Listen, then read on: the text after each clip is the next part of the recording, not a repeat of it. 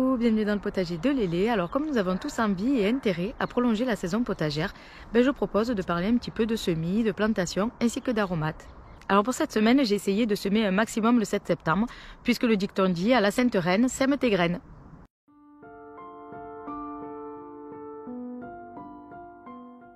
Alors pour lancer les semis d'automne, nous aurons quelques précautions à prendre.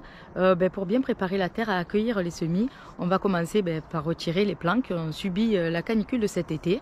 Ensuite débarrasser les parcelles des tuteurs.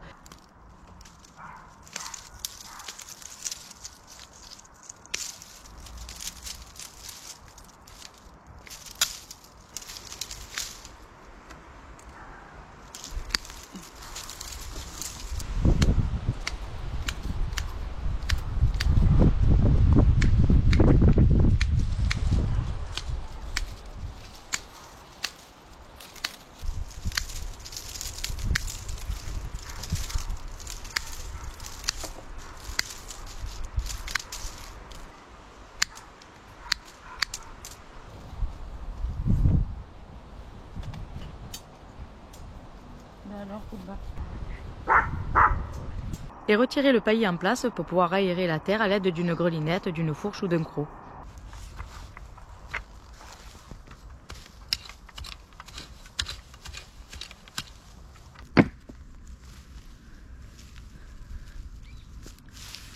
Alors ensuite, une bonne exposition, car en cette fin de saison, il vaut mieux intégrer l'idée que le temps va se rafraîchir et qu'il faut privilégier pour les nouvelles cultures des planches qui bénéficient d'une exposition ensoleillée tout au long de la journée, ou bien des planches qui se situent en bordure de mur.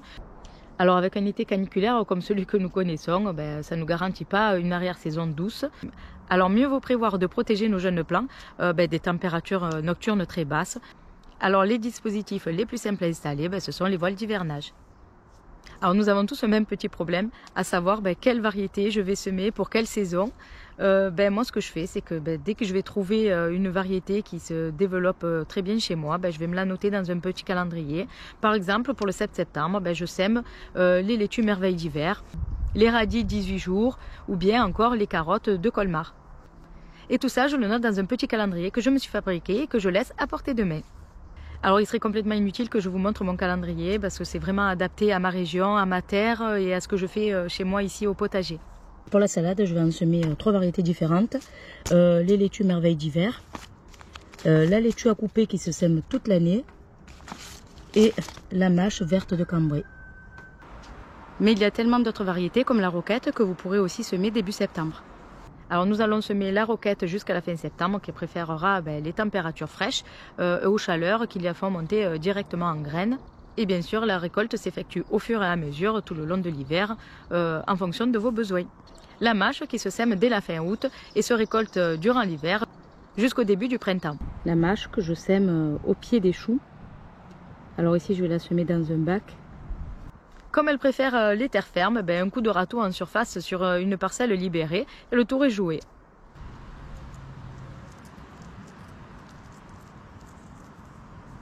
Alors pour la mâche, ma variété préférée qui est rustique et très résistante au froid, ce sera la verte de Cambrai. Mais il y a aussi d'autres choix comme par exemple la verte d'Étampes ou la coquille de Louviers. Alors petite astuce, une laitue qui peut se semer quasiment toute l'année et se récolter donc quasiment toute l'année. Moi je sème la laitue salade bol verte. Je vais faire le semis de laitue à couper. Alors c'est une laitue qu'on peut semer toute l'année et récolter toute l'année.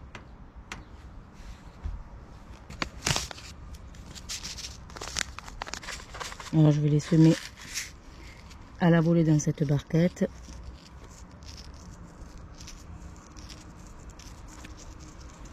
Voilà.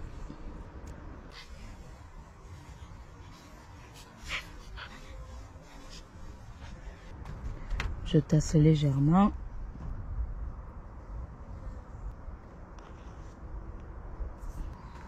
Et bien évidemment, le petit arrosage. Alors tout ce qui est laitue, aromates, j'aime bien semer en barquette. Donc je récupère les barquettes. Un peu de récup ne fait pas de mal. Et voilà, et j'ai semé la laitue à couper. Alors un bon semis d'automne et d'hiver va passer par le bon choix des variétés. Alors pour le semis de carottes, vous semez des carottes dites de conservation à stocker en cave pour une consommation durant l'hiver. Alors mes variétés principales de carottes que je vais semer au potager, ce sera les nantaises et de Colmar que je vais stocker dans des bacs remplis de sable.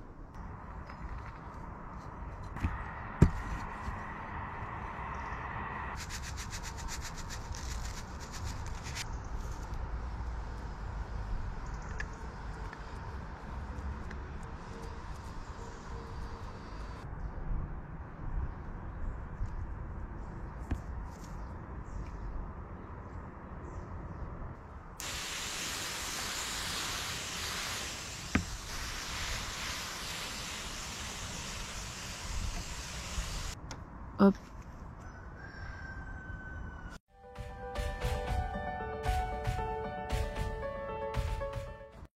Alors en arrivant au potager ce matin, j'ai eu l'agréable surprise de constater qu'un sanglier est rentré dans le potager. Alors bon, malheureusement je vais avoir un peu de retard sur les semis qu'il me reste à faire, puisque je dois tout remettre en état.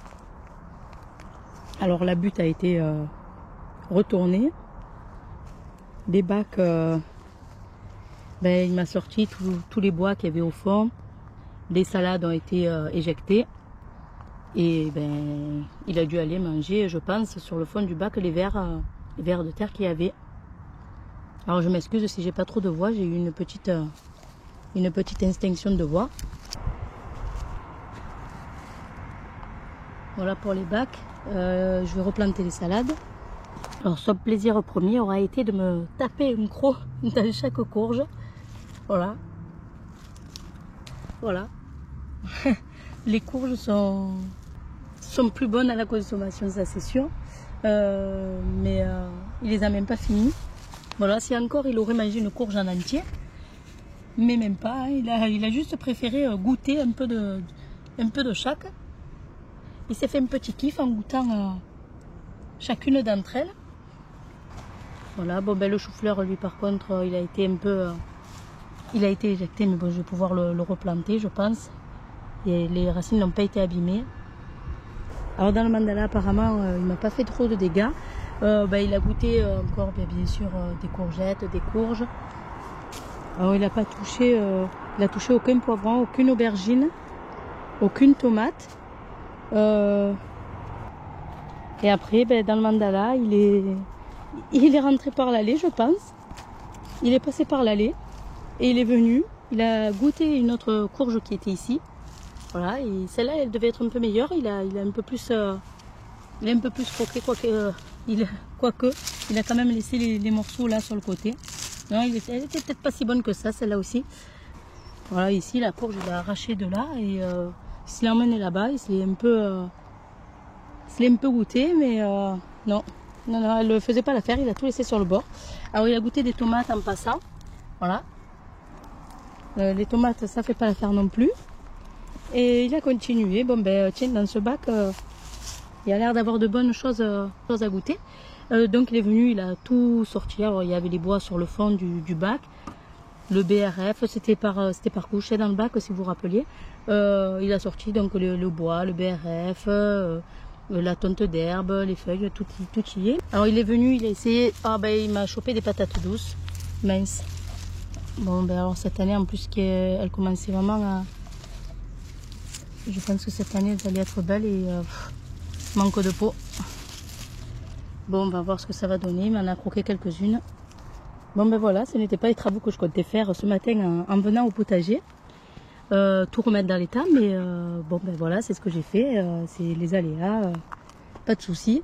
J'ai eu un petit peu de pertes, j'ai perdu quelques laitues, alors j'ai pas réussi à tout remettre exactement, vous voyez il me reste des bois, je sais pas, je remplirai de compost par dessus. Donc j'ai eu un peu de pertes, j'ai perdu quelques salades. Je pense qu'il était seul, je dis il parce que je pense qu'il était seul, les dégâts étant assez limités. Ça m'est déjà arrivé d'avoir en début de saison plusieurs sangliers qui rentraient dans le potager, et alors là je peux vous dire qu'ils me labouraient tout le terrain, que je perdais vraiment tous les plants. Donc alors depuis ce temps-là, nous avions clôturé tout le jardin et je n'avais plus de problème depuis au moins 3 ans. Cette nuit, il y en a une qui a réussi à rentrer. Je ne sais pas comment. Je réussirai à élucider ce mystère. Mais j'espère surtout qu'il est ressorti. J'ai réussi à plus ou moins remettre dans l'état. Donc je vous montre les quelques images.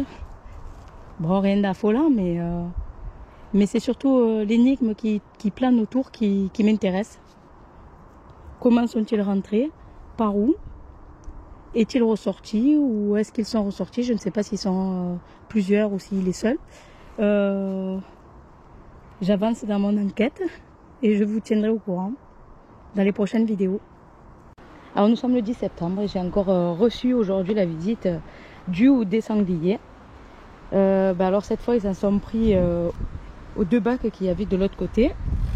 Voilà, ils m'ont encore tout, bien évidemment tout sorti. Alors à chaque fois ils remuent tout, ils sortent tout. Voilà. Ils m'ont vraiment bien tout labouré. C'est un sacré chantier. Alors il est rentré un peu de partout. Cette fois il est rentré aussi dans le mandala. Il m'a fait des trous un peu de partout là dans la paille. Il a mangé les melons qui restaient. Ici. Il s'est fait un petit plaisir avec la courgette que je gardais pour récupérer les graines. Celle-ci aussi, c'était une romanesco que je gardais pour les graines. Il y a de belles graines bien dodues à l'intérieur. Il est un peu tout éparpillé, mais il a été sympa. Il m'a laissé quelques graines. Je le remercierai à l'occasion. Bien sûr, il est venu à l'intérieur du mandala pour me finir les courges qui restaient. C'est pas sympa. Ça par contre c'est pas sympa. J'espérais en garder quelques-unes. Alors il est rentré pour manger les courgettes qu'il y avait. Voilà. Alors ici j'avais gardé une courgette ronde de Nice. Pour les graines aussi. Finalement là par contre il m'a laissé aucune graine. Il a bien nettoyé. Il a dû y rester un moment cette fois. Voilà, et puis bien évidemment le deuxième bac de ce côté. Bon alors lui carrément il m'a sorti le tuteur. Alors c'est incroyable, je sais pas comment il a fait, il a tout retourné et il m'a sorti le tuteur avec le plant de tomates. Hop, éjecté sur le côté. Alors, il s'est fait plaisir dans ce bac, je sais pas ce qu'il y avait qui l'intéressait autant. Par contre moi ce qui m'embête c'est que j'avais des plants de patates douces plantés et voilà, encore celle-ci n'est pas abîmée, je peux la récupérer. Mais il y en avait plusieurs. Hein. Il y en avait plusieurs. Il y a la racine ici. Le plant était par là. On voit les restes du plant ici. Voilà, là c'est la racine. Ouais. Mais les patates étaient... Voilà les lianes du plant de patates douces. Enfin, ce qu'il en reste, c'est bien ce que je pensais. Il vient manger les vers dans le bac. Voilà. Comme le bac était plein de vers. Alors je vous avouerai que je suis un peu déçue. Les dernières récoltes qui me restaient des plantations du mois de mai, c'était les patates douces, les courges. Et finalement il ne va pas me rester grand chose. Ici la terre est retournée. Et on voit bien les empreintes de sanglier. Alors on arrive à voir ici.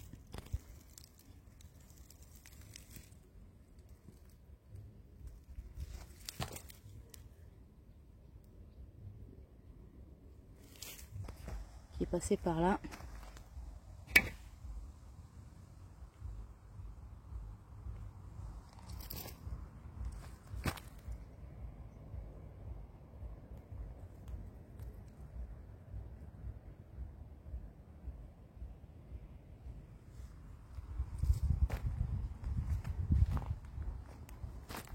Voilà, après avoir retourné à terre ici.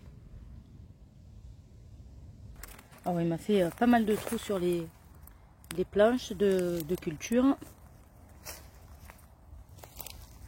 Il a déterré les racines des plants de maïs que j'avais laissés dans le sol. Alors il m'a préparé les trous pour les plantations, c'est vachement sympa de sa part. Voilà, il a bien creusé de partout. Et il a dû repartir par l'angle là-bas.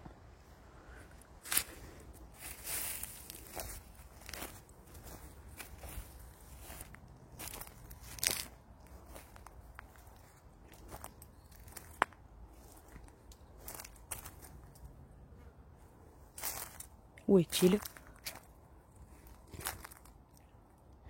Il peut être n'importe où dans le jardin.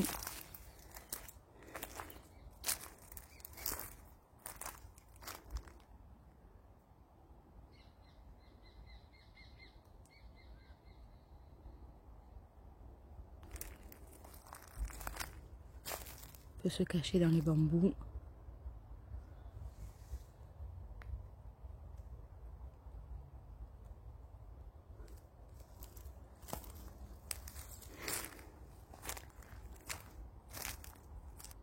Se cache-t-il dans la forêt? Se cache-t-il dans les buissons?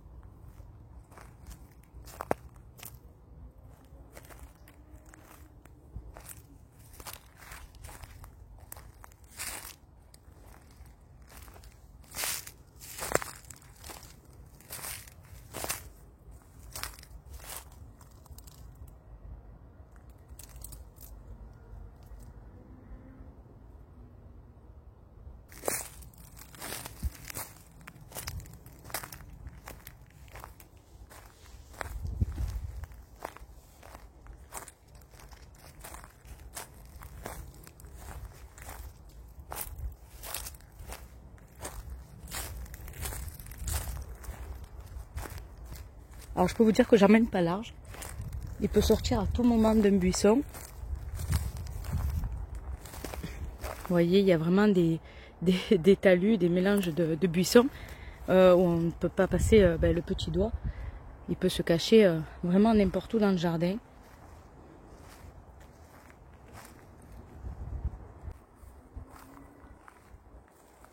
Ou même arriver derrière moi. Alors là, je prendrai vite mes jambes à mon cou parce que je ne pense pas que ce soit un bébé vu la taille des sabots, des empreintes. Ah ben voilà, il est passé par là aussi. Je dois pas être loin derrière lui puisque je vais vous montrer, ça a été retourné ici aussi, mais alors c'est tout frais. Voilà, ça vient d'être retourné. Donc il ne doit pas être loin. Il ne doit vraiment pas être loin. Je pense qu'il a dû faire le tour pour remonter dans la forêt. Bon, je pense que il a fait le tour, qu'il est en train de remonter par le chemin derrière pour retourner dans la forêt, sur le haut du terrain. Est-il repassé par là?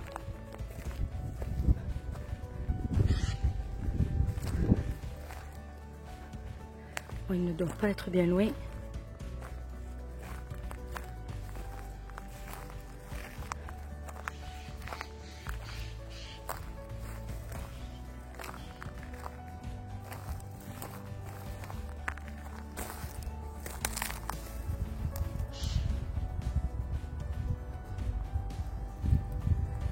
Non, on ne le voit pas. On ne le voit pas d'ici.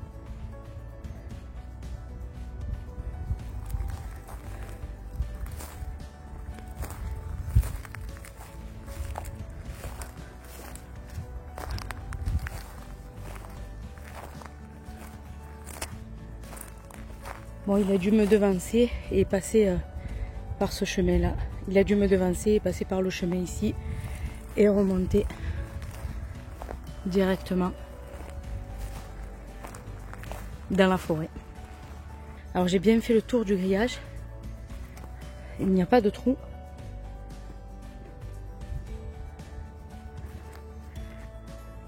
Bon, ben, il a dû passer par là. On voit encore des empreintes au sol qui mènent bien, qui mènent bien sur le haut du terrain. Alors j'ai entendu du bruit, j'ai vite fait le tour en courant. Il est quelque part par là. Il est à l'intérieur des buissons. Ça va être compliqué pour le faire ressortir. Si quelqu'un a une idée, mettez-moi-le en commentaire. Parce qu'en fait, maintenant, il est coincé à l'intérieur du jardin. Alors peut-être que même lui a peur et essaye de ressortir. Mais bon, le souci là, c'est qu'il est complètement enfermé. Puisque le terrain est complètement clôturé et que le portail est fermé, forcément. On ne va pas laisser rentrer le reste de la famille. Donc il vaut mieux garder le portail fermé.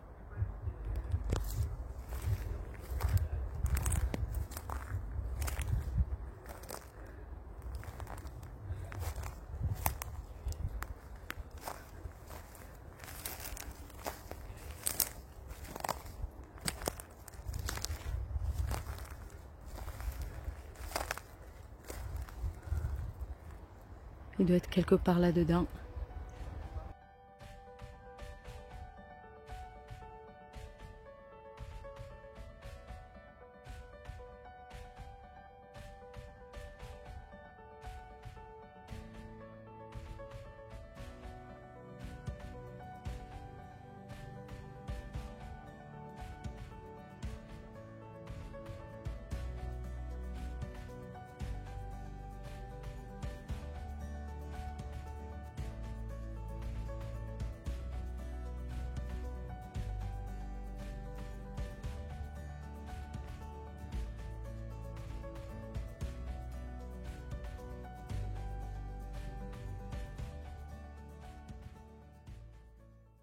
Voilà, c'est parti pour les choux brocolis.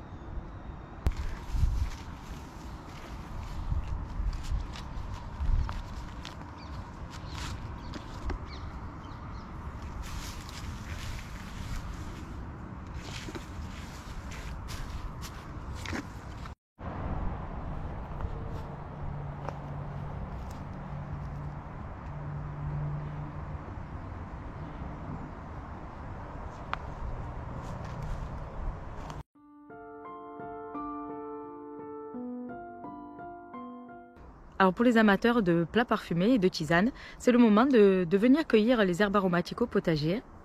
Ici, une citronnelle de Madagascar. Je vais lui faire une petite coupe.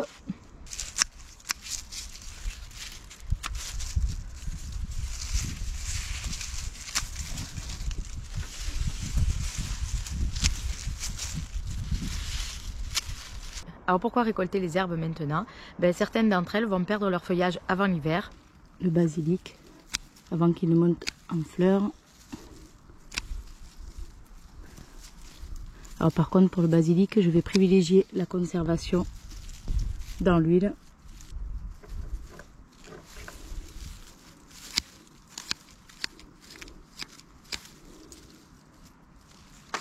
Alors bien sûr, ce sera plus prudent de faire nos provisions maintenant avant qu'elles ne disparaissent totalement pour revenir au printemps prochain.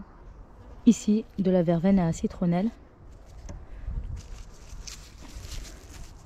Pareil, je vais en profiter pour l'égaliser.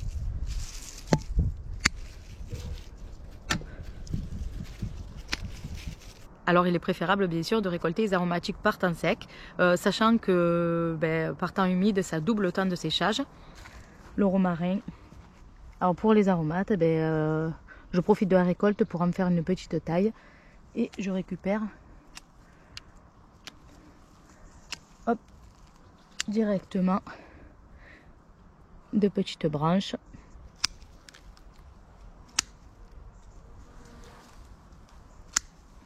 Et avant leur floraison, au moment où leurs feuilles sont le plus concentrées en essence et leur saveur le plus prononcée.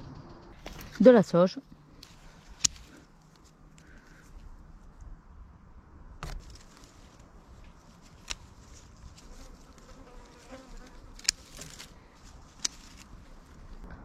Alors pour la conservation, moi je vais préférer le séchage qui doit s'effectuer sans attendre après la récolte pour éviter le moisissement. Alors pour la marjolaine, ce que l'on utilise en cuisine, ce sont les petites fleurs qui ont séché.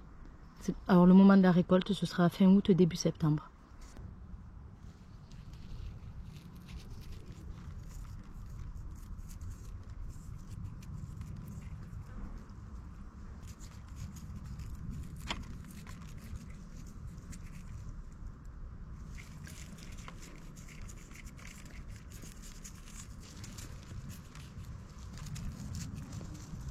Alors je vais venir étaler mes feuilles en une seule couche sur un linge ou bien du papier journal. Il faut que l'air puisse circuler pour que la teneur en eau passe de 85% à peu près 15%. Je vais donc les faire sécher à peu près une dizaine de jours. Basilic, citronnelle, fenouil, laurier, marjolaine, sauge, thym, verveine, romarin, sarriette. Ici du thym.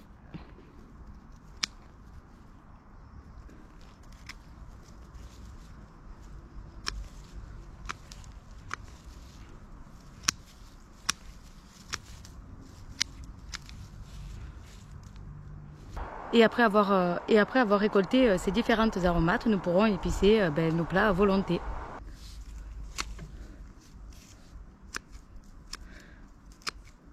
De la menthe pamplemousse, excellente pour les salades de fruits.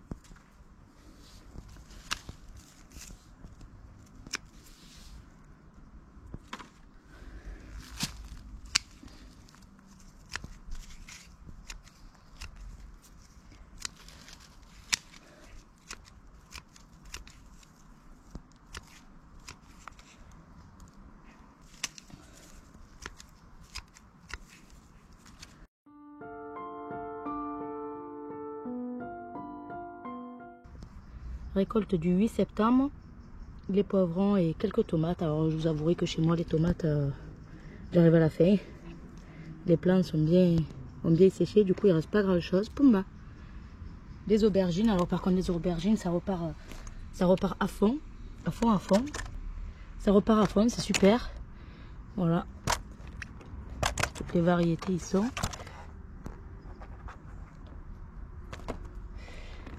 Bon, encore quelques courgettes, c'est normal. Et 3 petites têtes de choux que j'avais plantées au début de l'été. Bah, est-ce que c'est normal ça? Ben non. Les petits chiens comme toi, ils mangent pas les poivrons? Non.